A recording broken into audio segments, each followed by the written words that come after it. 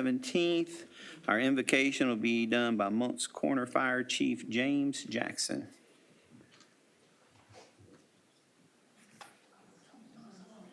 God, let us pray. God, we thank you again for this day. God, we thank you for what you're doing, God, and what you're going to do. God, we ask you to come in tonight and have your way in this meeting. Bless our mayor and our town council as they discuss business in this town, that we may move forward, God, and just be with them as they make the decision for the town tonight. Bless every citizen that's represented tonight, God. Bless their families as they're here tonight. God, when we leave this place, that we may find our destination the way we left it. In Jesus' name we pray. Amen. Amen. Our pledge of allegiance will be done by Council Member Lloyd. Pledge of allegiance to the flag of the United States of America and to the republic for which it stands, one nation, under God, indivisible, with liberty and justice for all. All right, we're going to start off with a proclamation for the 2026 Child Abuse Prevention Month. If the people that are here want to come up to the podium. Accepting on behalf of the K. Phillips Child Advocacy Center will be Vicki, and I hope I don't butcher any names here, but it's Boudre, a board member, Rob Bullard, board member, Debbie Dominiani, Anna Claire Hart, staff member, Tamara Starnes, Berkeley County Mental Health, and Rachel Jankowski, Ninth Circuit Solicitor's Office.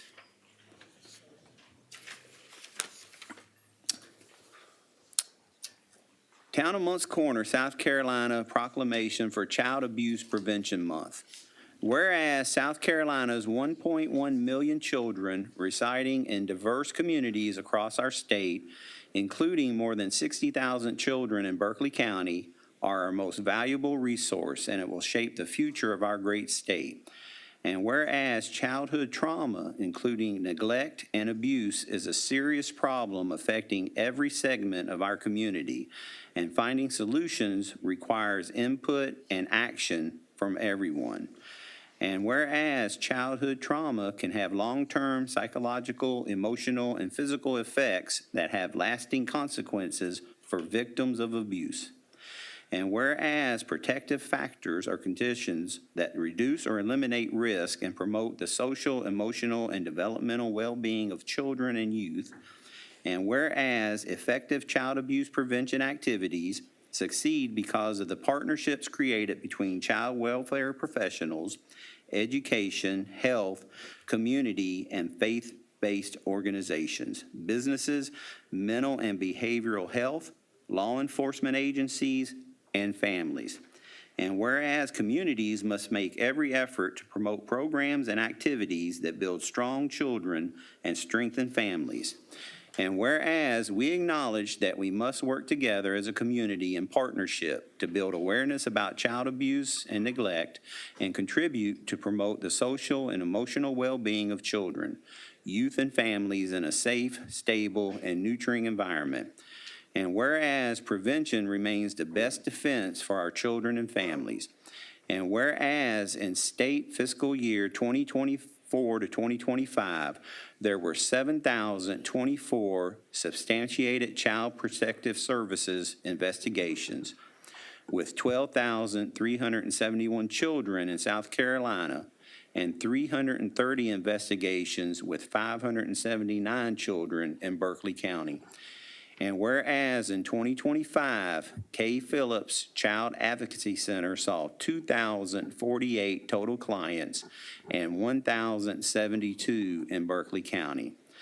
Now, therefore, I, Thomas J. Hamilton Jr., and town council members of the town of Moncks Corner in the great state of South Carolina do hereby proclaim April 2026 as Child Abuse Prevention Month throughout the town and encourage all South Carolinians to dedicate themselves to protecting the quality of life for every child. Signed this day, Mayor Thomas Hamilton.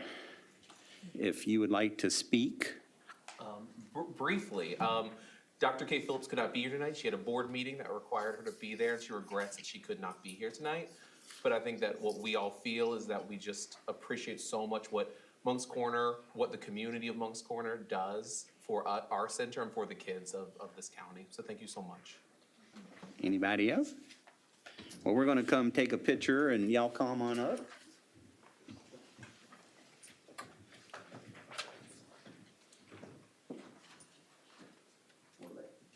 Hold, and we'll get on each side. Come up to the center here. Oh, no, you're gonna hold right in the center, we're gonna be on each side of you. Yeah.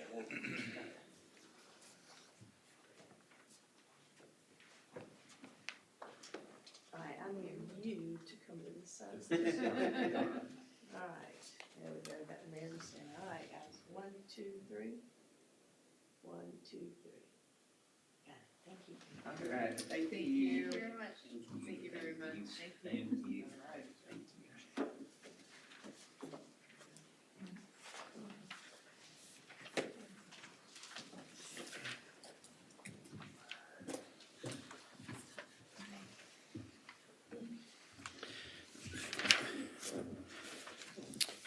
Approval of minutes, regular meeting minutes, February 17th, 2026. Second. Any discussion? All in favor? Aye. All opposed? Mayor's report. February 20th, I attended Career Day at Berkeley Elementary. Public Service did an outstanding job showcasing their equipment and educating the students about their work. A couple of our police officers stopped by to engage with students, sharing information about their work and to display the police motorcycles. That evening, I attended the police department's banquet and awards dinner. Councilman Dennis and Ware were also in attendance. February 21st, I was invited to the Bikers Life's 2-year anniversary event. And then February 26th and 27th, I attended the Berkeley Shrine Club Barbecue Cook-Off. The awards presentation was held on the 27th. A lot of good barbecue there. March 3rd, I attended the seniors' lunch at First Baptist Church. The fire department spoke and brought the fire extinguisher simulator, which the seniors really enjoyed. March 4th, I attended and read to first grade class at Berkeley Preparatory Academy. I shared information about the town and upcoming events, and we wrapped up with a great question and answer session. One thing with these kids, they ask a lot of wild questions. March 6th, the town of Moncks Corner hosted the third grade class from St. John's Christian Academy. They toured Town Hall, Fire Station 1, and the Public Service Building. Councilman Dennis was also in attendance. March 7th, I attended the Nazareth Reformed Episcopal Church Community Day. I enjoyed the excellent fellowship and food. Later that day, the town held its St. Patrick's Day Festival, which was a tremendous success. We had strong vendor participation, and the music was excellent. I want to thank everyone who made this event possible. It's really a all hands on deck thing to put an event like this on. I know Councilman Dennis was in attendance as well. I might miss some people. It was about 1,200 people, we estimate. March 11th, I read to 2 third grade classes at Cross Elementary School. This was my first visit there, and I was very impressed. The students were engaged and asked a lot of good questions. We also held the ribbon cutting for the dugout. This business will be a great addition to our town. Councilwoman Lloyd also attended.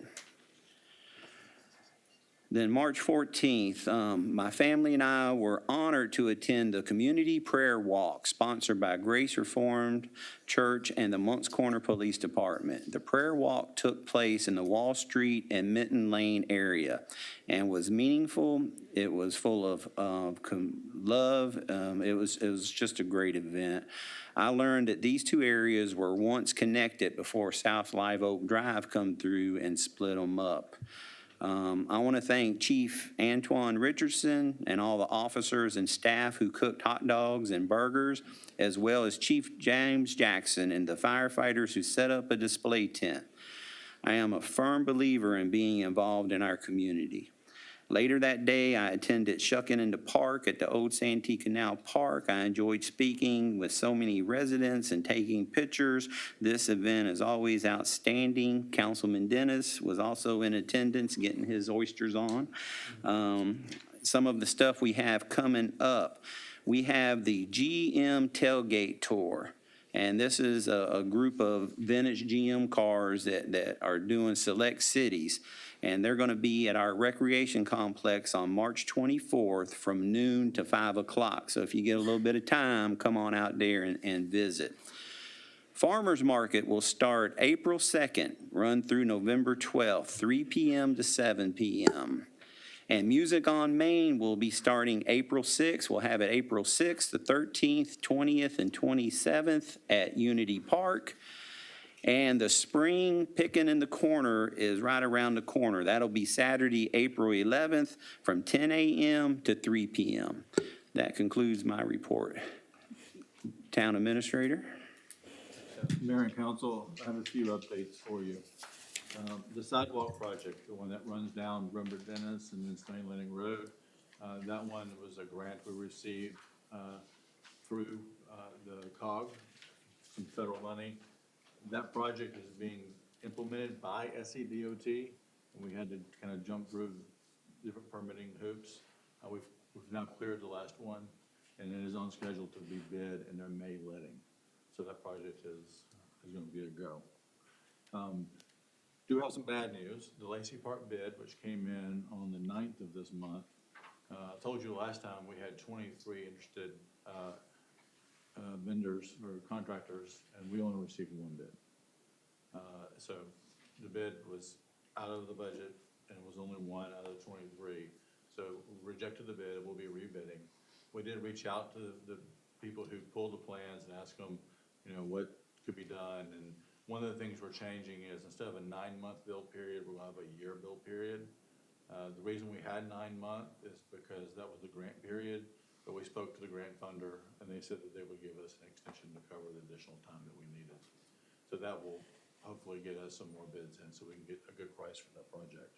But unfortunately, that means that instead of approving the bid tonight, we'll be 2 months down the road from approving the bid and getting that project moving forward. And we did receive 2 grants of note. So Logan Faulkner worked on a grant to do some LED lighting at the youth field. It's $41,420. We're going to try to complete the LED transition out there to lower our energy cost. So there's still Field 3 to go and some issues to work through on the Build America, Buy America, but it's really great to have that additional funding. And Chief Jackson and the fire department were able to get a grant from Firehouse Subs for $37,727 for extraction equipment. So it's, you know, we keep coming with the grants. I believe that the total I looked at was we're just shy of $18 million in grants over the last 5 years. So really trying to you know, get the most out of this that we can. So that concludes my report, but I'm happy to answer any questions you may have. New business, consideration Hatley and Gullet Street parking lot design proposal. Administrator Lord. Yes, if you remember at the last council meeting, you approved the IGA with the county and the school district for this parking lot. It's the one right there on the corner of Hatley and Gullet, and that's just a concept design. So what this proposal is from the firm we're using for our downtown area to do construction documents. And so per the IGA, the town is responsible for the engineering and design so that it can be bid out. And just as a reminder, we do have a $350,000 grant to help with, not with the design, but with the construction side. And the intent is to use Berkeley County's road crew to be able to offset through in-kind services some of the match as well. And we've had those conversations with Berkeley County? Yes. Thank you. Okay, do I have a motion? So moved. Second? Second. Any discussion? All in favor? Aye. All opposed? Consideration Winter Street Drainage Improvements Construction Administrative Proposal. Administrator Lord. So the Winter Street project, if you remember, is RIA funded and CTC funded. This is the project that you approved the low bid at the last meeting. If you remember, we have about $1.7 million in grant funds for this, and it's only going to cost us about $800,000 or $700,000 to do. However, what we have paid for before was the engineering and the permitting. We still need to pay for the bidding and the construction management part of it. These aren't grant funded. This is funded through the Stormwater Fund, but this is, now that we've got the low bid, and we can move forward, this is for the engineer to pay them for the bidding services, but also for the construction administration. Okay, do I have a motion? So moved. Second. Any discussion? All in favor? Aye. All opposed? Consideration professional services proposal, NRCS Emergency Watershed Protection Program. Administrator Lord? Now, this is a big one. This is the NRCS grant. If you remember, the grant's for $8.2 million. That is for the California branch. This is for the property buyouts. This is for the watershed improvements along the California branch. So when that grant is broken into two different categories. One of them is technical assistance and one is financial assistance. Technical assistance is the money that they're giving us to pay a consultant to run this program for us. The financial assistance is to pay for the work of the program. Now, within the work of the program isn't just the construction work, it's the surveys, it's the appraisals, it's the attorney's fees, the closing fees. So from, all the way from, appraising the property to closing on the property buyouts, is paying for those services. Those fall under financial assistance, not the technical assistance line. But also, you've got the engineering for the stream work that goes up underneath the financial assistance category. So this proposal was put together from Stephen Whiteside. This is the same firm that did the study of the watershed, that worked with NRCS to get us this grant. They are your on-call designated stormwater engineering firm. And they have identified different subs to do these different things. Terracon and Trident Environmental, we're doing environmental reviews, asbestos reviews. You've got the appraiser in there. You've got two different appraisers, because you have to have an appraiser appraise property, you have to have another appraiser certify the first appraiser. The attorney, Mr. Bishop, is in there. So this is basically, it's everything in a nutshell. They're handling everything, and it's all handled within the grant through the technical assistance, which is 100% grant, and the financial assistance, which is a 75% grant. So the total for all these services is $1,748,782.50. It's a big number, but you just keep in mind, that's all the appraisals, that's all the surveys, that's the environmental reviews, that's the engineering services, that's facilitating the public outreach meetings, getting the property owners informed and on board. So it covers everything. And this has been sent to NRCS. They have blessed it. So if we're okay with this, then we are okay to move forward and actually have a kickoff meeting scheduled this week so we can get this project moved forward. I will note that 1.7 isn't the real number. It's going to be lower than that, because this is what the number would be if every single property that was identified is purchased. So if you look in, there are unit prices, and those unit prices break down over time. So there's a certain unit price for engaging the property owner, and then there's another threshold if they decide to participate, and then there's another threshold if they close on the property. So if we have half participation in property buyouts, then all that would be less. And so not only is this a lump sum to show you worst case how much it could be, and that it does fit within the grant that's allowed, then it also is done on a per unit basis, so we're not paying for services we do not need. Okay. Do I have a motion? I'll make a motion, but I have some questions. Okay. Can I get a second? All right, any discussion? Jay? So Jeff, when we're looking at this map of all of these properties, some of these are in yellow, some of them are in what I'm going to call gold, some of them are in gray. Can you define what the difference is with those? Because I was having a hard time with, Yeah, so gray is not included in the project, that's just in town. got it. The gold are the ones that were identified for purchase. Now, it doesn't mean the whole property is identified for purchase, it just means that's a parcel where it might be the whole parcel, it might be a portion of the parcel. The yellow, those are out of town and not included. In the county. So on the ones that are in town, I'm assuming that if any part of the property hits this area that we're talking about, the buyout on, then they take down the whole property. It's not like we buy a portion of It it. could be a portion. So like this one on Main Street, for example, that's a long skinny piece that goes between two properties. Why would we go all the way up on? Are you talking about number 23? Yep, Yeah, so we wouldn't. So that would be a portion, that would be a portion property? yes.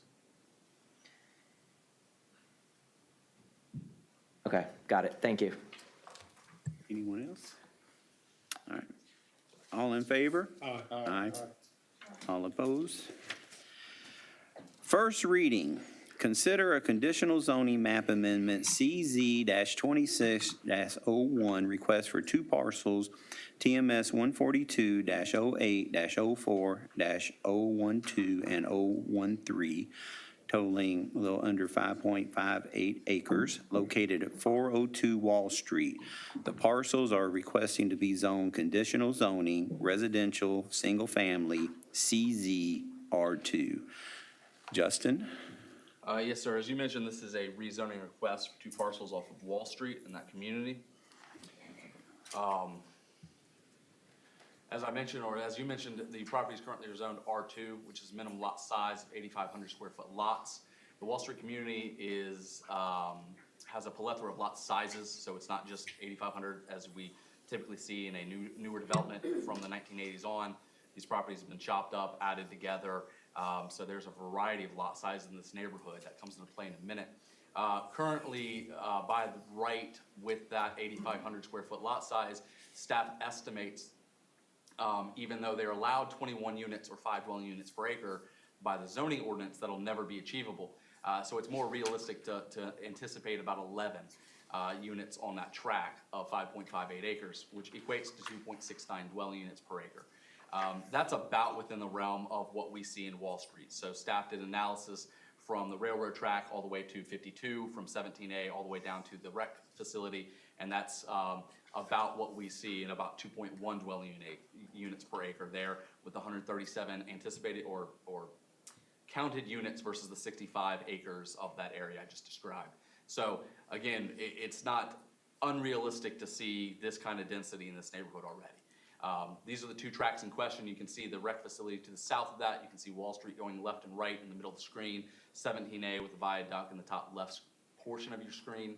The zoning, everything in the property or everything in the immediate vicinity is R2. The M1 zoning is the town property for the rec facility. You have a little bit of mobile home there on the corner of 17 and that railroad track, but for the most part it is single family residential. Some wetlands that will come into play a little bit.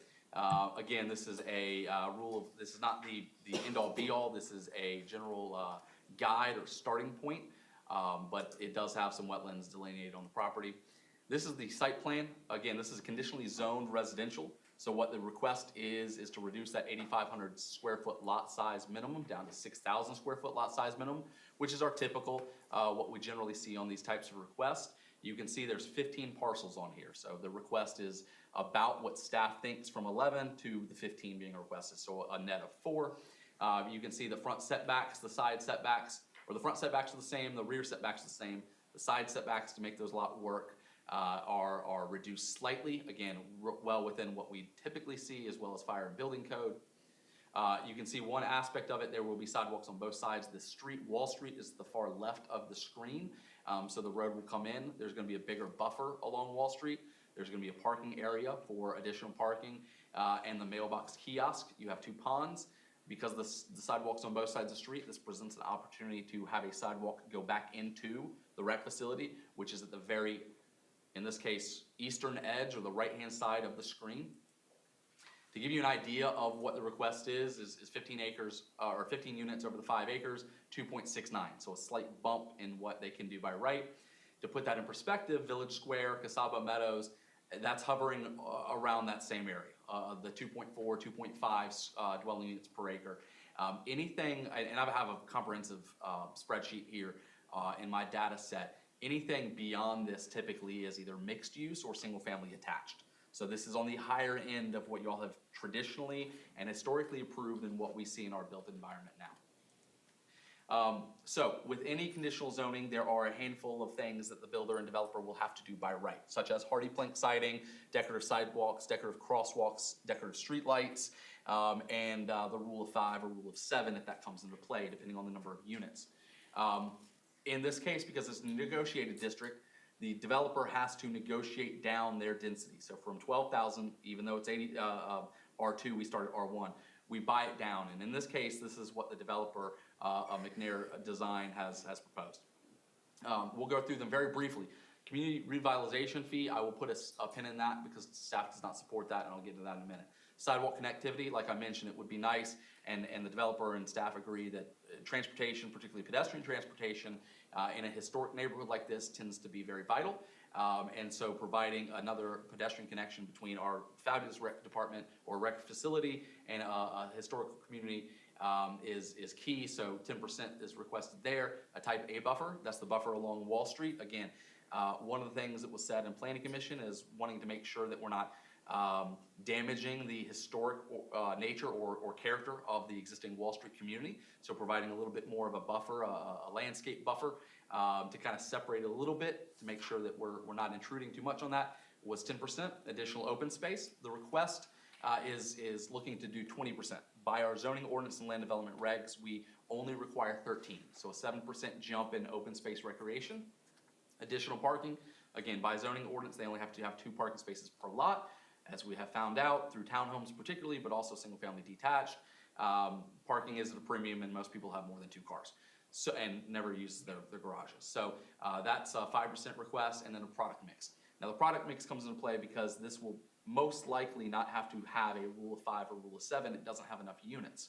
But the developer is willing to say no more than 3 of the same floor plan in the development, which means we will have at least 5 different floor plans in this neighborhood, possibly more.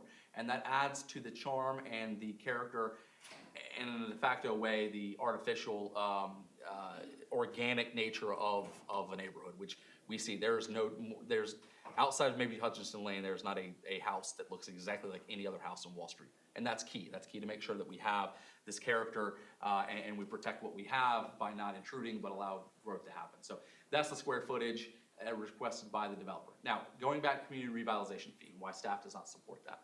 That is a term and mechanism that staff has traditionally reserved for our fringe growth areas.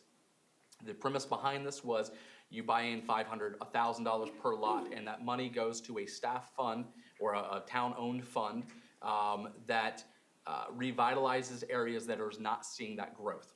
Wall Street community was identified early on as one of those areas. We are not seeing a lot of growth in that area. We see it down at Fox Bank, we see it down at Cypress Garden, up near Kitfield, but we're not seeing it in our historic traditional neighborhoods. And so this was a way to help build those neighborhoods up that are not seeing the interest on large tract builders, and obviously not gentrifying the community.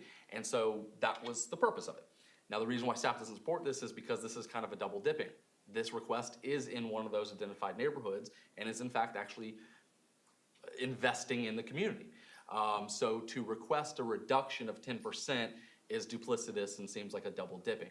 The other aspect of it is, and this is another reason why staff does not support this, is usually the neighborhood revitalization fee is an agreement between us and the builder.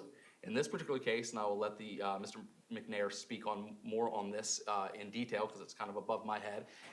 But this mechanism is between McNair Design and Wall Street Community. Staff has not been part of this at all. And as we learned with some other rezonings in my past history here, I get very gun shy when it comes to me requiring a developer to do something when I was never part of the process, particularly since the legalities and the ins and outs, again, just makes me nervous. That's all I'm saying. So that being said, the comp plan does identify this as a mixed residential type neighborhood, or otherwise known as town character residential. This is it. You can see everything in yellow is that town character residential. It is in harmony with 3 goals and implementation strategies of that future land use map and comp plan, which is sustainable community, which this does, the current future growth by opportunities to improving retention of businesses, encouraging a range of uses. Obviously, there are some non-conforming but commercial uses in the area. I believe there's a neighborhood grocery store type use on Wall Street itself, so this kind of leads credence, walkability, and foot traffic, and then reestablish the downtown as the focal point. And again, by allowing the reinvestment, particularly on the residential side, near our downtown within walkability, it can only help our community and our downtown residents, but more importantly, our downtown businesses.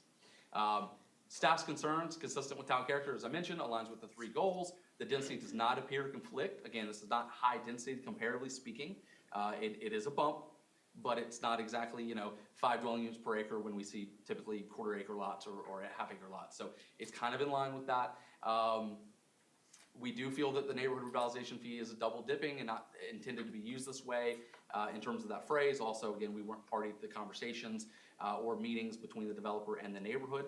I'm not saying it's a bad idea, I just don't know what was agreed upon. And then limit 3 homes per floor plan, again, adds variety and staff supports that. Planning Commission recommended approval. Staff continues to recommend denial. Again, the 10%, y'all are the blessing of the reduction in lot size, not staff and not anybody else. So it's up to y'all. And again, staff is wary on that last 10%. Outside that, we see a lot of positives to that, but we still at this point recommend denial. Planning Commission heard this February 24th. This is y'all's first reading. March 17th, the second reading and the public hearing will be April 21st should this go through tonight. I'm available for any questions should you have any. And again, as I mentioned, Davis McNair is in attendance and I'm sure would like to fill in some gaps or add anything I may have missed or left over. Justin, Yes, sir. nice talk, sir. Thank you, sir. How does the developer plan on addressing the wetlands? For the most part, so a couple things, they'll have to stay out of it. I have not done a full analysis on the site plan per se, but it does appear that they're largely staying out of it. You can, and he's an engineer, he's a PE, so he can speak a lot more intelligently about this than I can. But most of the wetlands, if not all the wetlands, are being left undisturbed. The pond may buff up against that, and there may be some rules and regulations on what they can and cannot do. Without the full civil plan, which is a large financial cost at this point. We don't know exactly, but this does not absolve them of any rules and regulations that the town has or DHEC or Army Corps of Engineers. So they will still be required to meet all, regardless of what y'all say with that rule, they are not being absolved of that regulation and requirement. Thank you. Yes, sir. From what I understand, the community is welcoming of this project, and I think that's important. They've also got a reduction of lot size, but they appear to have a substantial amount of green space. So for that, I'm going to make a motion to approve. Second. I want to have a small discussion on it. I was at the prayer walk and I did talk to a lot of people because we was right there at it, and it was really a mixed bag. Yes, there is a large group that wants it, and there's another group that is scared for the community because, like you said, it's a historic community. And, I think the biggest feedback I got was they was afraid of, I don't know the pricing point. They said $450K for these houses, and I'm sure 2-story, and they're just worried that it's not going to fit in.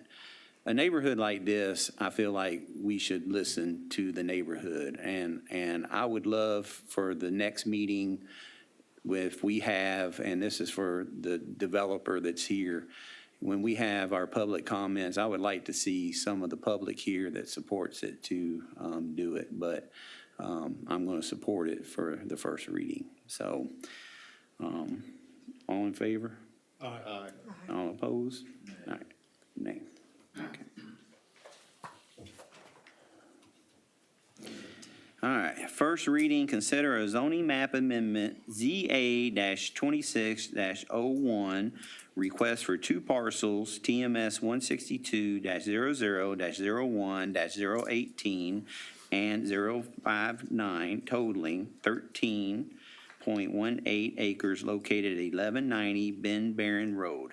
The parcel is requested to be zoned Industrial Park M2. Justin? Yes, sir. As you mentioned, this is a rezoning for two properties. The two properties are currently zoned PDR through a variety of mechanisms. The reason why they were zoned PDR is to be able to add on to the town in terms of our corporate limits and to make sure that it was legal to do so. So it's kind of a leftover. There are no assignments. This is actually not the first thing we'll hear tonight that actually has that mechanism in place. But a planned development is mixed use, and this is just not what this is. The two properties, again, one of them, 059, is developed, and it's a scrap metal. I think Paragon or Black Diamond, they go by a variety of names, all good people to work with so far. But they are established there. They also own 018. These two properties will come up later in the meeting with regards to buffer to 020 and 017. But we feel that we've addressed their concerns, and hopefully they're on board with that. So if you see the same map twice, you know why. That being said, as I mentioned, it is purple for PDR. South of that's M1, which is light industrial. The M2 directly to the west is currently zoned M2, which is industrial park. And you can see Carolina Groves to the south on the south side of Ben Barron all the way up to 52. Essentially, industrial park is a variety of industrial uses, and this fits very nicely into it. Limited manufacturing, industrial uses. Again, they are not proposing to change anything. It's my understanding, although there's an assumption, but I feel very confident in this, that this is mainly for non-conforming situations. If this use was to shutter for 90 days or more, we would not allow them to reestablish. I don't know that that's the intent of at least staff. It's operating there, it has been there for years, and again, going back to the Weathers track, which we'll talk about momentarily, they want to make sure that they're there for a while and protect themselves from any future residents that move closer to that. So I fully intend that they're not really going to expand. They don't have much land. They just want to protect what they have. At least that's staff's understanding. As I mentioned, the comp plan does show this as employment center, which is industrial uses, large labor-intensive industrials, but that produce noxious externalities. This is obviously, it is a scrap metal. It will be loud, but it does not operate through the night. And it's, again, already there. Nothing y'all decide on tonight or next month will change the fact that they're still in operation. It will only prohibit anybody from doing it again should they close down. Again, you can see there, that's the future land use map. All of that purple area is that employment area. It is, staff does feel that it's consistent with that land use that I mentioned, existing adjacent industrial use types, and it does align with goals of implementation strategies that I mentioned in the staff report. Planning Commission recommended approval, so does staff. They heard it February 24th. This is the first reading on March 17th, and should this go forward tonight, y'all will hear it for second reading and public hearing on April 21st. I'm available for any questions should you have any, and I don't believe anybody from Paragon is in the audience. Motion to approve. Second. Any discussion? All in favor? Aye. All opposed? All right, first reading, consider a zoning map amendment, ZA-26-02, request for four parcels, TMS 142-07-04-011, 012, 014, 032, totaling a little under 4.19 acres located at 106 Church Street. The parcels are requesting to be zoned general commercial. Justin? Yes, sir. Another simple one. These four parcels are what constitutes, I believe, Moncks Corner Methodist Church. They are zoned transitional district. Transitional district was designed to be a commercial, but the only appropriate use or the only permitted use currently in our zoning ordinance is residential. These are the four parcels.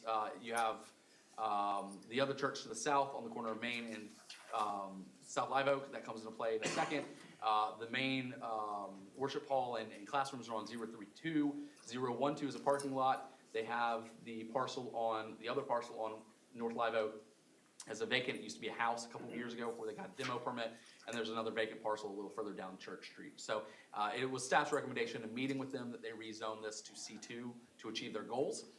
As you can see, there is C2 directly across the street. The Piggly Wiggly is 019, and 026 is a medical building facility currently under construction.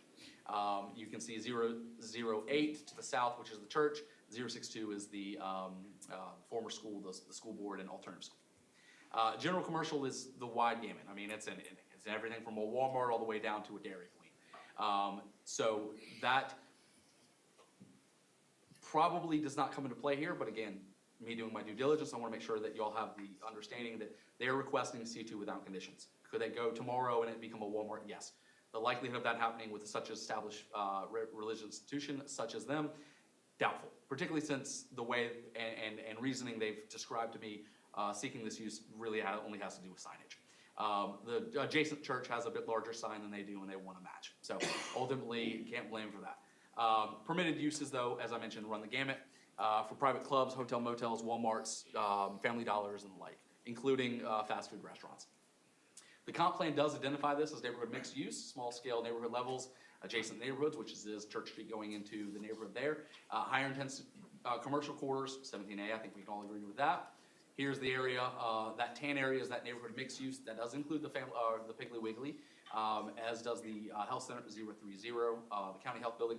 And then obviously you can see the red starting to creep down Main Street as we get closer to the railroad tracks and downtown proper. The comp plan does identify this as a mixed use overlay as well, which does have commercial uses such as medical offices and the like. You can see that orange swath going straight up and down 17A being that area, and almost all their parcels except for 0 and 4 touch it, and most of them are completely covered in it. Consistent with neighborhood mixed-use land use, consistent with mixed-use overlay, C2 is compatible as we start to see North Live Oak become a little bit more commercialized, so to speak, and it does align with 2 goals and implementation strategies I mentioned on the staff report.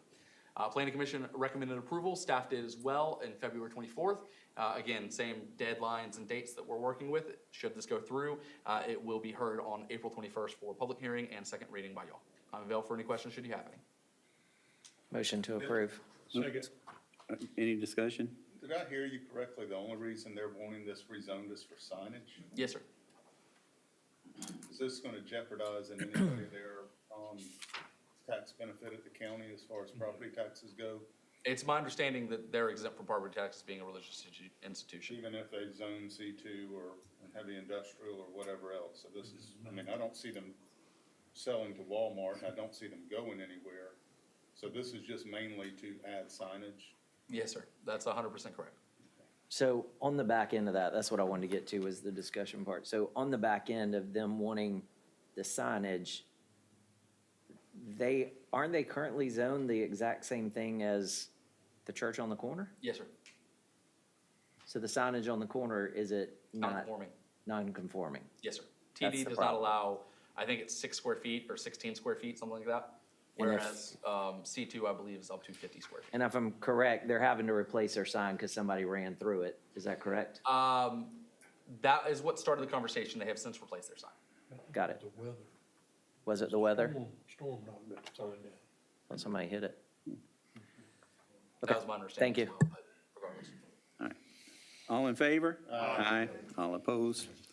First public hearing, consider a development agreement, DA-25-01, request for one parcel, TMS 162-00-01-017, totaling 31.3 acres, located on US Highway 52. The parcel would be zoned Planned Development, PD, to allow single-family detached dwelling units, commercial development, and dedicated civic recreation space. Justin? request to refuse. Okay, noted. Before I begin on these next 2 agenda items, I do have a little bit of housekeeping to mention. Both of these next 2 items for the development agreement are public hearing only. Therefore, there is no motion or vote or action by y'all at this time. Y'all already had the first hearing, and due to my error with the PowerPoint and some confusion, we had the first reading, we should have had the first public hearing, so that's why we're here. The good news is, as I heard all of y'all in the last meeting, y'all wanted a little bit more time. So y'all do have another month to review the DA that we have finalized with the developer, so there is no action by y'all. So y'all have an entire month to dig through it, ask me questions, and figure out if it's something that y'all can support. Y'all are under no impetus to do anything tonight. That being said, we'll go into this. I will give you a little bit background on both of these developments because y'all haven't seen these in a little bit of time, and there has been some changes based on the feedback that the developer has received from both staff, the planning commission, as well as y'all when y'all heard the first public reading. So to go into that, and the final thing I'll say about that is because this is the first public hearing, there will be a second public hearing on April 21st for the development agreement. There will be another public hearing as well for the PD, the plan development, that is the zoning aspect of this entire development. So I think one's a contract on what can and cannot happen between them and the town, and the other one is a contract with zoning and the density and the looks and feels and everything else that I generally handle. So just want to be very clear. Is there any questions before I begin? Excellent. All right, so as I mentioned, this is the development agreement and public hearing only. It is for one parcel on 31.3 acres located on 52.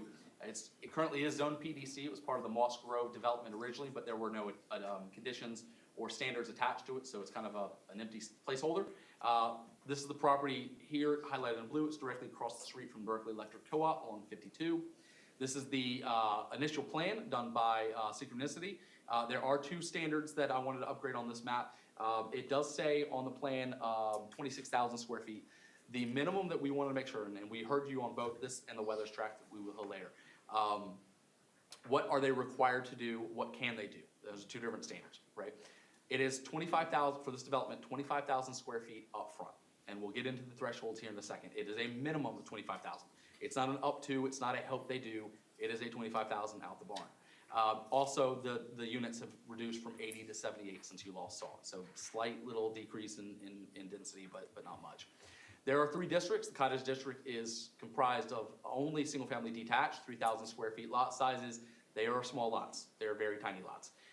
But it does go into some conducivity with regards to design and architecture, which I'll get into in a minute. So 40 feet minimum, 80% max lot coverage. There is a design criteria that Planning Commission heard last month. Synchronicity put together a pretty good packet on how we make sure the pretty pictures I'm about to show you were actually enforceable by staff. As well as a architectural review board or design review board. I forgot the exact term they used. But there is a catch-all, and there's a third-party reviewer that will help with this to make sure that nothing gets through the cracks. That being said, like I said, February 27th, Planning Commission heard it and was pretty convinced that it was a nice stopgap measure. Here's some of the photos of or drawings that we can expect to see from the residential aspect of it. So very narrow buildings, but 2-3 story buildings, a lot of front porches, a lot of balconies. Again, to provide a nice Charlestonian, so to speak, development where it's a sense of neighborhood, sense of place. It's not just a whole bunch of tract homes. You can see in that photo, most of those homes, if not all of them, have some sort of vastly different architecture with regard to features. Again, it's my goal, and I think it should be the goal of all communities to make sure when you develop, you don't have ant farm communities, you don't have barracks. So adding some variabilities to that, some architectural distinctions between the units is important. And again, Synchronicity provided a pretty good design pamphlet or design guidebook to make sure that is actually enforceable. The Market Village has about 28 of those same units. It's similar to the Cottage District, mix of residential and commercial. It is 20, and I apologize, not 25,000, 20,000 square feet. That's a typo on my part, I apologize. 20,000 square feet of commercial. We will be holding their COs at different thresholds. So it's not once they get certain, they can, you know, we're gonna hold a small amount of COs for residential. We wanna make sure that this is a partnership that is enforceable and we understand where they're coming from and where they understand where we're coming from. We don't take promises. I can't enforce a promise, I can't enforce a dream. So that being said, 20,000 square feet of commercial will happen. And we have different holding of COs, certificate of occupancies. If you don't have a CO, you can't sell a house. So that is the impetus for them to make sure they get the commercial, not only permitted, but also inspected. So that's one of the thresholds for a foundation, as well as going vertical and getting a CO for the shell. Obviously, we don't know when tenants will take onto this, but tenants have a propensity to move into turnkey things as opposed to taking the land down and going ground up. This will already have a shell, and as we noticed in Fox Bank, particularly with Dunkin' Donuts, those get rented pretty quickly. So that's the hope. It has an up to 60,000 square feet of commercial, just because of the parking, that's what the parking can sustain. So allowable resources, uses, as well as prohibited uses are listed there to make sure that this is in fact a walkable, but a kind of town center feel, and not just some highway commercial. That's the goal. Here's some of the renderings from looking south from Carolina Groves. You can see 2 ball fields and a basketball court. Those are 3 things that will be provided to by the developer at their cost to the town. It will be a 220-foot baseball field and I believe a 225-foot baseball field. And you can see some of the architecture that will be taken care of by the design guidelines that I mentioned earlier. So 200 and 225-foot distances, and that's in the DA that was provided to you all this past week. A full-size basketball court, 2 pavilions, one that's got bathrooms with it, and one with picnic tables under it, and food truck parking to be shared with the Market Village. Should the town host an event out there, obviously food trucks and parking are 2 biggest issues, but that will be constructed at our design, so they will look just like everything else we build and the town maintains, and they will be done at no cost to us. This is the property highlighted in purple. As I mentioned, PDC is the current zoning.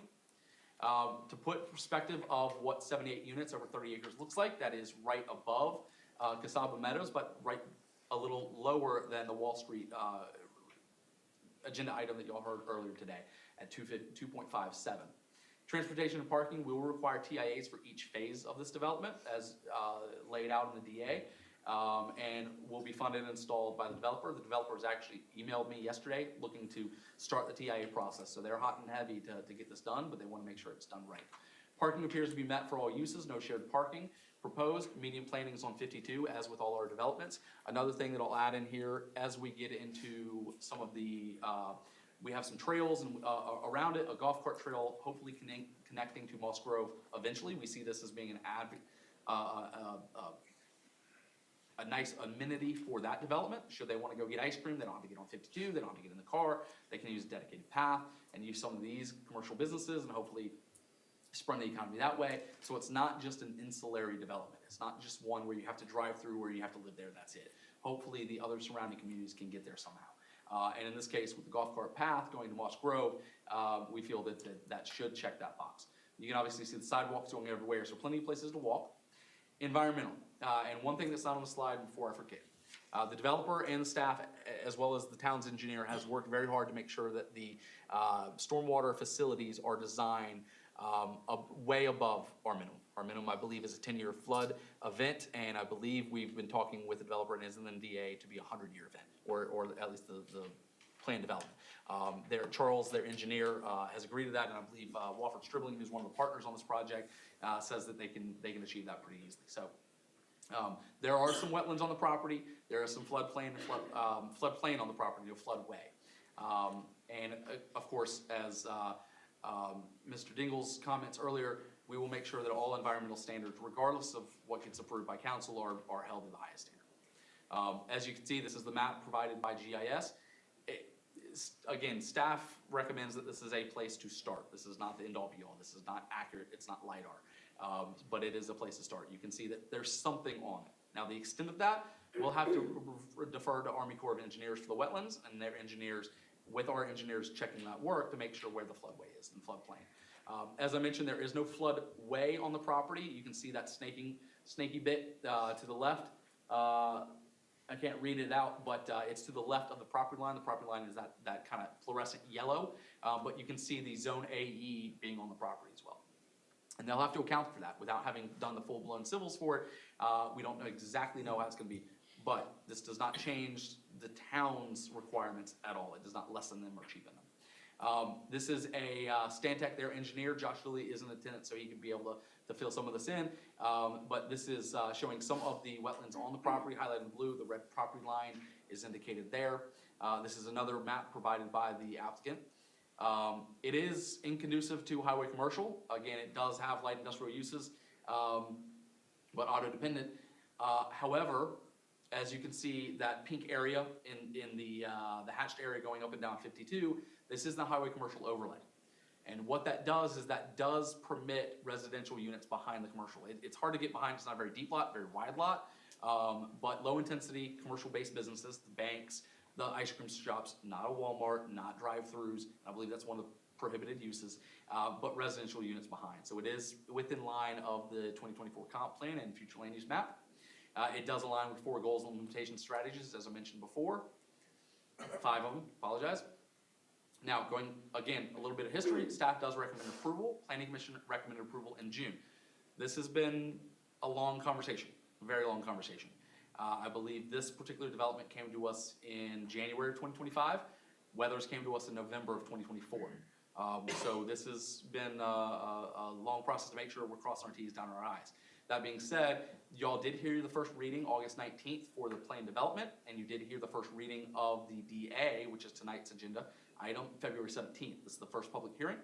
I'm available for any questions should you have any, but this, you should open the this moment up to the public hearing and allow anybody from the public to speak. And again, there will be a second public hearing April 21st. Okay. So is there anyone from the public that would like to speak on this? Okay.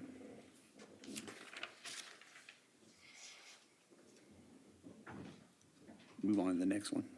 All right, first public hearing, consider a development agreement, DA-25-02, request for 4 parcels, TMS 162-02-00-017, 162-02-00-019, 162-00-01-020, 162-00-01-029, and a portion of 1 parcel, 162-02-00-015, totaling 96.01 acres, located on US Highway 52. The parcel would be zoned Planned Development PD to allow single-family detached dwelling units, single-family attached townhomes, dwelling units, civic space, and commercial development. Justin, townhomes ain't there. Yes, sir. I wanted to point that out. The original request, and this is a carryover, what did have some townhomes. There is no townhomes associated with this project any longer. The developer heard you all loud and clear. Density was a question. And since going back a couple of months now, they have eliminated that from their request since y'all's first reading. Okay. Now, that out of the way, this is a very similar situation. This is the first public hearing for the DA for this. This is affectionately known as the Weathers Tract, zone currently heavy industrial in the county. These are the 4 parcels. You can see they highlighted in a hatched area off of Ben Barron is the portion of that we speak of, and then the other 4 parcels being highlighted in the blue. This is the current plan with the revised no townhomes. If you remember, the townhomes were kind of in the center right next to the blue and purple part. They've eliminated those. The purple part is commercial. The blue is a pickleball facility, very similar to Moss Grove and Village Square. This would be built and constructed at the developer's expense and provided the town and CO'd and dedicated to us. And this will match exactly all of the standards of architectural as well as in the recreation survey that was done, I believe, in 2023. There was one caveat in there, for example, there was an alternate one that ensured that at least half of the pickleball courts were covered. In the DA, it specifically calls out that alternative is not a request, it's a requirement. So that being said, that's kind of the area that we're looking at. We have some residential to the north of it off the screen. The 2 properties, 2 of the 3 properties highlighted in that, you kind of see the development, the gravel area. Those were the 2 requests earlier tonight with the scrapyard off of Ben Barron. So that kind of comes in play where all these essentially touch, which is weird. Now, you can see a very large buffer, which we'll get into in a minute. As I mentioned earlier, last agenda item, the scrap metal was very concerned with the neighbors being very upset at them later when they move in, them already being established business. We want to make sure we protect that. And so the developer was very kind to acquiesce to that request. So where this lands in the 316 over 96 acres is about 3.29 dwelling units, which is, again, slightly, Riverstone is our last subdivision we ever did that was single family detached. that was this high of density. Everything else that y'all have approved that I'm aware of in the past 10, 15 years has been less dwelling units. Now, once you get past that 3.48, that's when you get into the mixed uses, which this is. This is 3 uses. This is commercial, this is residential, and this is civic. So this kind of lines up nicely, again, in between that Wall Street, Riverstone, not quite as bad as Village Square, or a little bit worse than Village Square, but in grand scheme of things, it's kind of in the sweet spot of consideration. There are 2 types of homes being built. There's a Series A, which there's a 60 lots in the development agreement. For Series A, that's 6,600 square foot lots, and 256, the remainder of the 316, in Series B, and those are 5,400 square foot lots, so slightly below the threshold y'all are used to seeing. Most people aim for that 6,000. In this case, they kind of split it, but not quite equally, so that's something to be considered. However, one of the things about this was the 50,000 square foot of commercial that this project will provide. As with any development, particularly negotiated district, when a developer comes to staff's first thing is, what are you doing for our current residents? Obviously, transportation's a huge concern, commercial's a huge concern, but the long story short of it is, we need to make sure that our services are not diluted as we continue to add residents. We've done a very good step with impact fees, but the developer has to fill that gap. And in this case, the commercial helps with that. So 50,000 square feet is what they have to do required. They get half of their homes, 158, right off the bat, once they have all their civil plans in place. They get 25% of the remainder of the homes, or 50% of the remainder of the home, 25% overall, once they have a site plan for 50,000 square feet of commercial. A site plan is no small feat. That is going to be probably in the neighborhood of hundreds of thousands of dollars of engineering work that has to get approved. Once they approve it through the TRC and my department, that's when they get the next 79 homes. They don't get the last 79 homes until they CO all of the commercial. 50,000, nothing less. How they split that up, I don't know. How they split it, what tenants they get, we do have some allowed uses and prohibited uses, but for the most part, that's kind of up in the air. And that's really hard. That's a hard target to kind of aim and hit at this stage in the game. But 50,000 square feet was what we heard from council as being required, or at least some measure. That's what we worked on with the developer since we last met in February. Big wall courts, as I mentioned, that snippet right there is not the full design. That is actually the design from our 2023 recreation survey. So they are expected to build that. Now, can it move around? Sure. It's not going to look exactly like that, I'm sure. But dedicated parking for this on its own parcel that we will own. Transfer of ownership will be done. A pavilion, again, with bathrooms and dedicated parking. And as I mentioned, it will architecturally and design-wise fit into our portfolio that we are already very proud of at Recreation, the Recreation Complex and other areas around town. Buffers. As I mentioned, we did hear from Planning Commission, we did hear from y'all, and we did hear from the public. The northern residents, as I mentioned earlier, were a little concerned. When you have 2 like uses, you don't have to have a buffer. And that is actually called out in the PD and their DA, I believe. In this case, the residents that are existing don't have any protection from future residents. And one of the questions and requests from that resident was, can you help us with this? The developers agreed to put a type C 15-foot buffer. They're gonna do a fence. Otherwise, it's gonna be 25-foot. Planted, undisturbed buffer. Undisturbed where we can, planted where we must, to make sure that screening exists between our existing residents and the county and this development. We don't wanna, to make sure we wanna be good neighbors. Also, as I mentioned, the southern industrial buffer will be a type E, 75 foot. It can be reduced down to 50 with a fence, but it will have a berm as well, per the DA, the development agreement. Wetlands, we have a 20-foot setback around the wetlands, preservation of existing vegetation, limited disturbance, and again, type B rate requirements where required. So we want to make sure that this is a very environmentally sensitive plan as well, not just to the neighbors, but also to the ecosystem around us.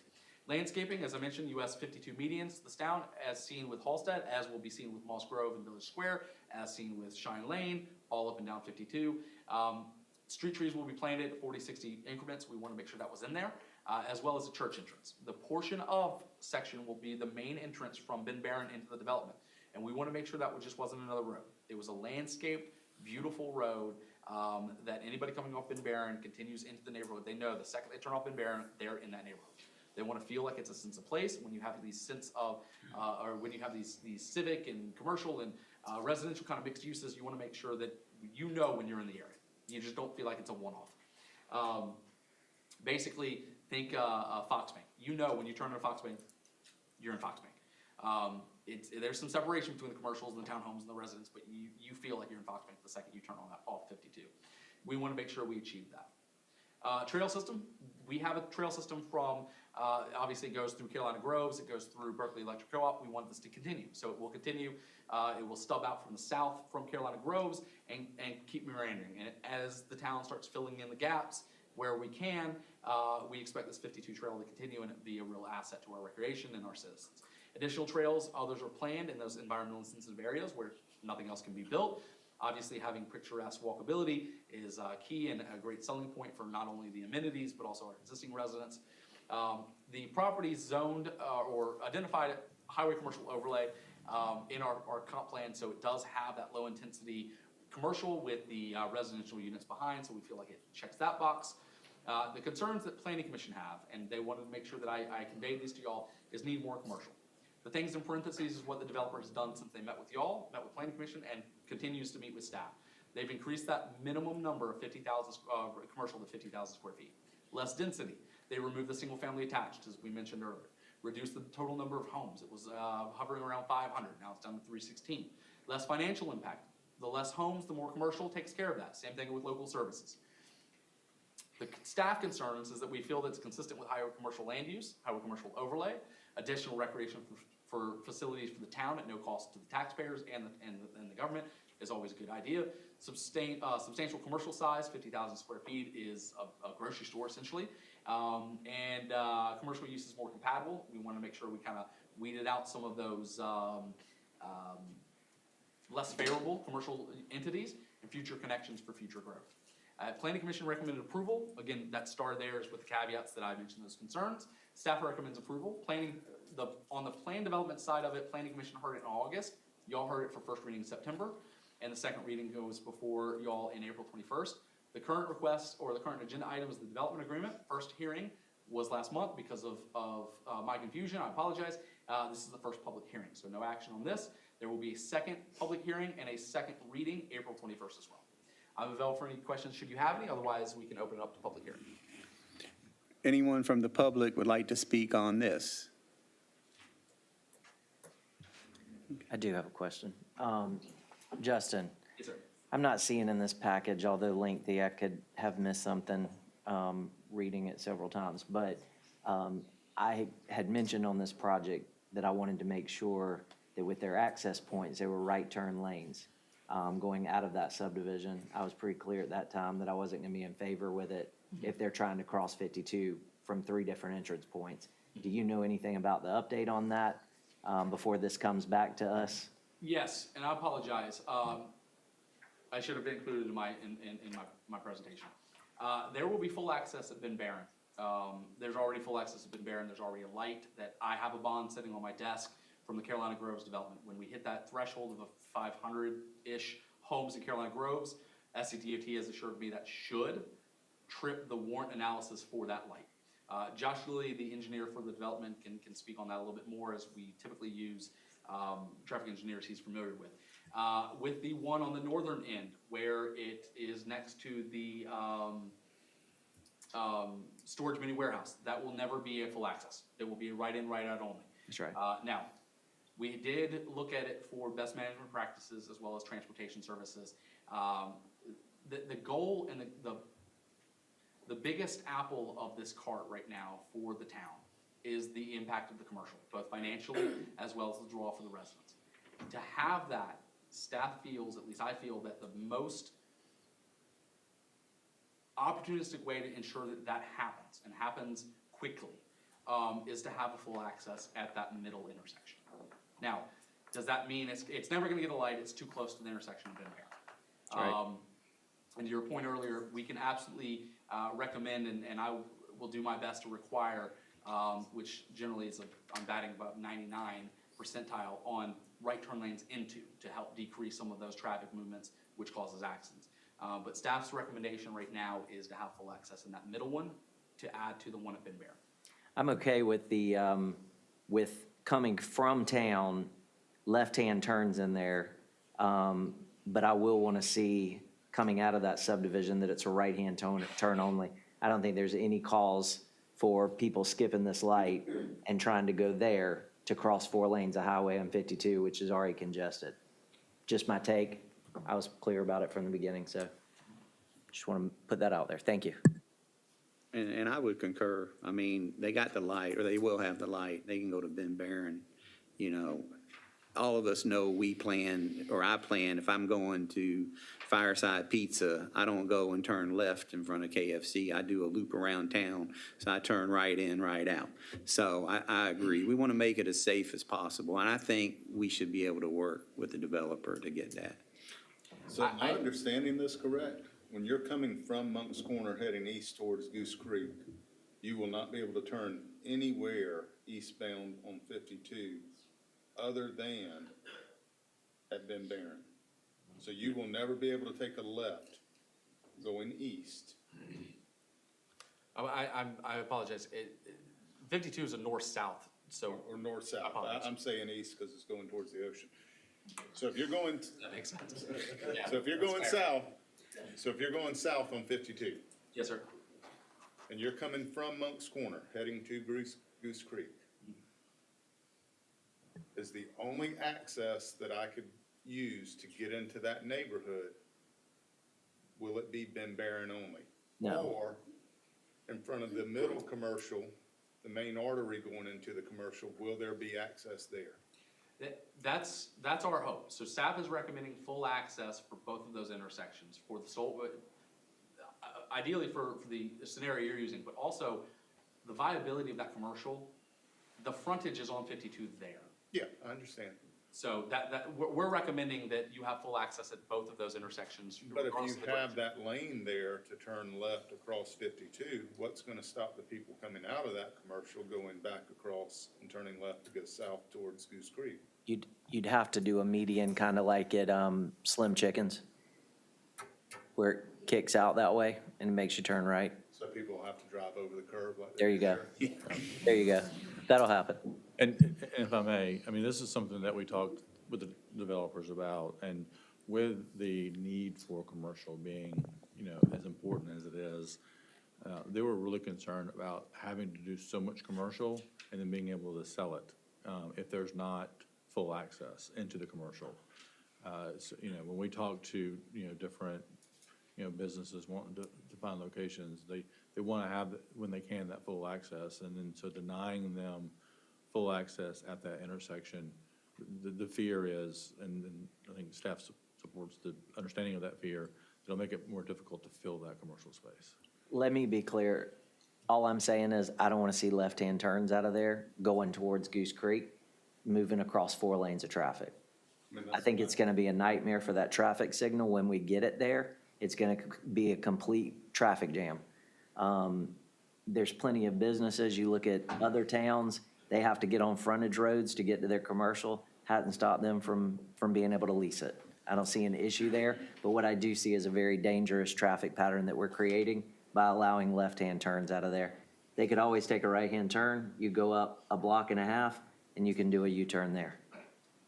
Thank you. I agree, and the thing is, we have the other neighborhood that's right in front of Moss Grove now, that's ready to build upon, but we haven't seen the first house or traffic impact from that. And then you're adding 300 homes here with the potential for 600 minimum cars. Yeah. I agree. Yeah. And I agree too. I mean, if you're coming from Moncks Corner, you'll be able to turn the left. We're just saying when you're coming out of the commercial, we don't want the left turn. And I think that's reasonable. But that's a killer for that commercial. That's a killer. That's a killer for that. And that's why staff recommends that. In the grand scheme of things, I don't discount anything y'all are saying. I think you're hitting the nail on the head. But to make this development work requires the commercial. And for the commercial to work, full access is what will be requested of any tenant moving in. Now, we are unfortunate, you know, we're not in the position with our population at the level that it's at to be able to sustain frontage roads or the like. I'm not saying there's not a creative, happy medium. I think there is. Obviously, you look at 17A and you can take a left across 17A now around Goose Creek and Sangaree, and you have a slip lane, a dedicated slip lane just to left turns, so you don't immediately have to merge into oncoming traffic. That's an option, but you know, it is, again, for the viability of the commercial, because of the viability of the development, that was our recommendation. 17A in Dorchester County has put concrete medians down the middle of 17A. It has not decreased their business traffic or their leasability.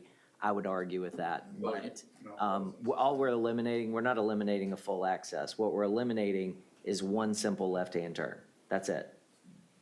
And let me ask you this, how far from the commercial is it to the light? About 1,000 feet. I mean, I think that should be for safety. I think we need to fight for that. You know, if that's a deal breaker for them, then, you know, I mean, we'll take a vote, of course, but I think you're seeing that, you know, we don't want to have an accident. I don't want someone seriously hurt or even killed on something we do, so. Well, and to the mayor's point, I think what you're going to have is a lot of people skipping that light and going to that middle section and trying to cross over that road just to skip that light. And that's where we're going to run into problems. And to go back to my point with the neighborhood across from Moss Grove, we also have the other one coming online in Perry Hill right there. That will be sandwiched in between that. We've got to be careful about how we proceed on 52 with the traffic. Yeah. Okay. I do know that in discussions with Jeff that, you know, Ben Barron, once the light's there, you know, that light, Gilliard light, you'll have the brakes put in that area to open up spaces to come out, so. But I'm in a total agreement about, I don't want no one going 2 lanes, a median and over, Well, if we can help it. And that's why I suggest that full access can take a variety of ways, and we don't know exactly what it's gonna look like. So, there's a lot of mechanisms, and the one I mentioned is those medians you talk about, which are actually in Berkeley County, where you can take a left and you're in the median before you ever have to merge to oncoming. Again, my point that I'm trying to make is, there's a lot of ways to skin this cat. Saying that there's no full access is understandable, but I think we should, in my professional opinion, give the opportunity to the developer to provide y'all a mechanism where y'all feel like they get their access, but in a safe way, because we haven't seen any designs yet. We don't know what it looks like. That's my only suggestion to y'all. But again, it's y'all's decision. Okay. And no skinning cats. I don't want PETA showing up at our meetings and protesting. All right, old business. Public. Oh, we did Open and public. close the public hearing. Yeah, nobody. All right, old business, first reading, consider a text amendment, TA-25-01, request to amend Article 7-13 architectural standards of the town zoning ordinance to modify exterior building material standards. Justin. Yes, sir. So this is the second reading of the requested, this is a text amendment. There are 2 parts to this. We wanted to make sure there was an opportunity. Chapter 713 is architectural standards that only applies to non-residential structures, buildings, site plans, layouts, things of that nature. So this does not have any effect on our residents. This was written a couple of years ago. It was used a lot of very flexible language in very diplomatic ways. And ultimately what staff has tried to do is we feel very strongly that this town that y'all are also proud of, we're also so proud of, to make sure that anybody who comes here, whether it be a developer, builder, restaurant, whatever, it doesn't look like any other major road in any other town. It's unique to Moncks Corner, it's Low Country's hometown, and so we have fought, Carter and myself have fought very hard to make sure that these developments happen, these commercial developments happen, but in a way where it looks uniquely like Moncks Corner. It doesn't have to, we're not saying get rid of the golden arches, but let's have something a little softer, a little more us, is what we're saying. And the current chapter 713 allows for it, but it doesn't require it. So there are 2 sections of this text amendment. We wanted to be a little bit more comprehensive. So when we looked at it, and we'll get into that in the second section, but the first section was the metal side exterior, which was the crux of the request. We heard from y'all regarding the first attempt. It applies to accessory structures only, to be very clear. It allows up to 20% of the principal structure, not to exceed 1,500 square feet. And that is cumulative total of 20%. So if you've got I'm not gonna do math, I'm just gonna mess it up. So, long story short, not to exceed 1,500 square feet, regardless of the size, because I think there was a fear, but it's also that 20%, because you don't want a 1,500 square foot accessory structure and a 500 square foot office. That's gonna look out of place and not what the spirit and intent of what y'all are trying to achieve is. Also, one thing that we heard from y'all, was setbacks, placing it visually behind the building. And so we came up with this graphic to make sure that it was behind the rear building line of the principal structure, whatever that may be, whether it's an L or a box or square or what have you, that any accessory structure that was metal sided was behind the principal structure. Now, on corner lots, how do we achieve that? We do it based on both rear. Obviously, you have a rear from the street you're looking at it in. So that little blue area on the corner lot is the area they can put it in. So these are hypothetical areas these two buildings can go on, but the blue kind of shaded in areas where anywhere on that property you can put that building. And so those are the three things that we heard was the percentage, the not to exceed 1,500 square feet, and the setbacks that we wanted to achieve that y'all directed us at the last meeting. In terms of the housekeeping of the rest of the ordinance and that chapter, we wanted, right now it says strongly discourage corporate franchises in terms of their architecture. Now we prohibit it. Now what does that look like? That is still up for interpretation, but now staff has a little bit more impetus to say that's our decision. When they say it's strongly discouraged, they take us in front of BZA. BZA will turn our request down to uphold the ordinance and say it's strongly discouraged. It doesn't say it doesn't require. So that's kind of a miss. That's one thing we wanted to tighten up a little bit. Again, we're not saying we're throwing out the golden arches. It just says the corporate or franchise architecture. So basically the box that they say take it or leave it, we're leaving it. Do something better. They've already ran the numbers. They want to be here. So how much is that juice worth a squeeze for them? Building colors. Again, it suggests that these colors should be earth tone and accent blends the surrounding area. Moneyman Pond being an example that I always see, bright yellow, bright green. I understand that's their corporate logos, but in intents to make sure that all this development along 52 and 17A that we're seeing down at Foxbank is meticulously branded as some of these other planned developments to make sure they can have their corporate identity, but it fits in the development and what we're going for.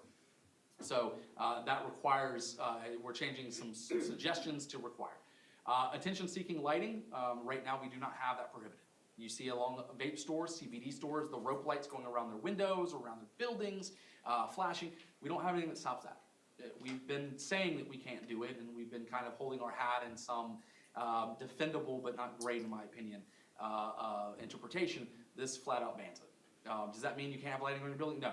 That your architectural uplighting and downlighting that we see on buildings is completely different.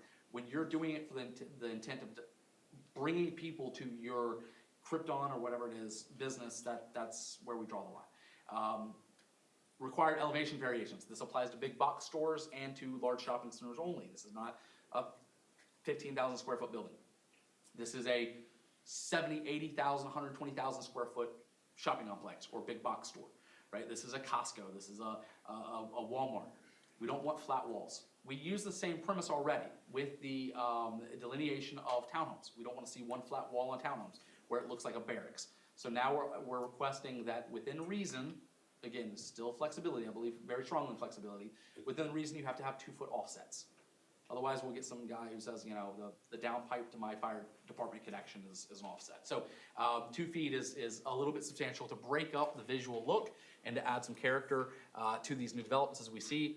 Character that adds to our current culture as opposed to detracts from it and turns us into any other development and town. So those are the requests that we heard from y'all, along with some of the additional things to tighten up, make the language a little better. Most of the other changes I mentioned are reorganization. Some thoughts were kind of put different places. So we wanted to make sure that it followed, a good ordinance follows like a checklist, and that's what we did here. I'm available for any questions should you have any. Motion to approve. Second. All right. Any discussion? I'll have one little bit of discussion. Just to make sure that we're clear on this, I totally approve of this ordinance, by the way. You know, if you watched last month's meeting, you'd have thought we was getting ready to need a referee in here. You know, we're very passionate about the town, right? And I think Councilman Sweatman kind of come in and said, look, let's get some more ideals and stuff, and that's what we did.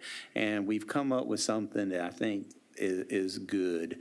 So, you know, everyone on up here wants the best for the town of Moncks Corner.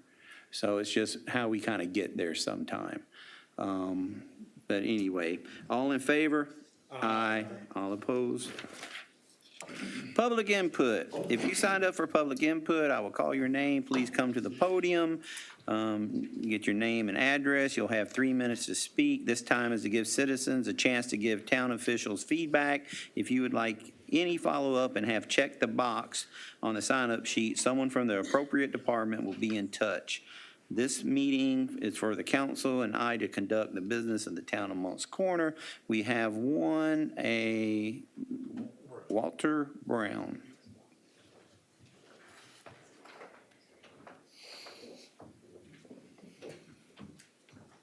Good evening, Mayor and Council. My name is Walter Brown, 114 Finnick Drive, Moncks Corner. Three things. One, it's very great and very positive to hear the council discussing the items on the agenda, particularly for the growth of the town. But my concern is, would ask that you consider, the logo of the town is the hometown feel. Hopefully we'll not get to the big town bottleneck. So it's helpful that I hear this discussion about right turns, left turns. So it's great to hear that the council is considering those safety measures and what the town's gonna look like in the future. The second thing is item number 9 on the agenda, the Wall Street project. There was a lot of discussion about buffers for Wall Street, but I would ask that in your consideration for approving this, that there should be consideration for buffers on the east and west property boundary lines as well. I hear no discussion about that. And then the third thing is, I live at 114 Finnick. It's very much adjacent to the old fairground. I've lived through the fairgrounds, I'm living through the rodeos now. But recently, the county owns that property, and when I asked the person, I think it's Mr. Thor, about what was going on. So rock has been laid, and I was told that it's gonna be a laydown yard. So it was education for me. I didn't know what a laydown yard is, but it turns out a laydown yard is for material and equipment. The property is zoned, has two zonings, commercial and residential. So the question is the county allowed to create a laydown yard in those zones? Yeah, we'll look into it. I know it's a temporary laydown yard while they do the courthouse on South Live Oak. So all that's being moved until they build a new courthouse and the new laydown yard. So I know it's a temporary use, but we'll check it and we have your information. One other thing is that we also have a grant. And what we're doing is we're studying traffic in and out of Moncks Corner, identifying, I think, the top 10 issues that we have that are bottlenecks to traffic. And that way, once the study's done, we'll be able to go after funding to get those projects going to hopefully help with traffic. But we'll definitely get back with you on your questions. Well, thank you, but my concern is not so much the traffic, it's that the existence of it, even if it's temporary. So the question would be is, if I wanted to temporarily put a mobile home on my residential property, could I do it? Right. And we'll get that answer to you. All right, thank you. All right, executive session. All right, we need to have a motion to go into executive session to discuss proposed contractual arrangements related to the downtown TIF. Do I have a motion? Second. Any discussion? All in favor? Aye. We're now in executive session. Man, that was a long trek.